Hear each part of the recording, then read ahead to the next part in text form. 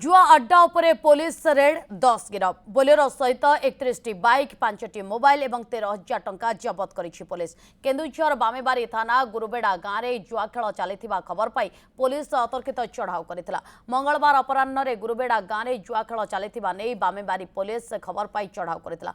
Police को देखी जुआड़ी माने पुलिस उपर को पथर फिंगिथिले। पुलिस 10 जन को काबू करथिबा बेले बहु जुआड़ी सेठारु फेरार हो जाइछन्ते। गिरफ जुआड़ी माननकु कोर्ट चालान करा जाइछि। तो आईएससी नेतृत्व में पुलिस टीम जाकि सेठी रेड करथिला। आउ रेड समय जुआड़ी माने पुलिस टीम विरोध में नाराबाजी करथिले, असाभ्य भाषा रे गाड़ी गुलज करथिले एवं मारिया पे धमक देले आउ पथर फिंगा फिंग कले।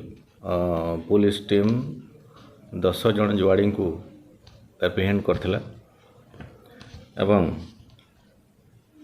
घटनास्थल 13,960 टंकार कैश, 31टा मोटरसाइकिल, गोटे महिंद्रा बोलेरो व्हीकल आउ गोटे घुड़गुड़ी जो मैट पट्टी, 5टा मोबाइल फोन जबत करछि।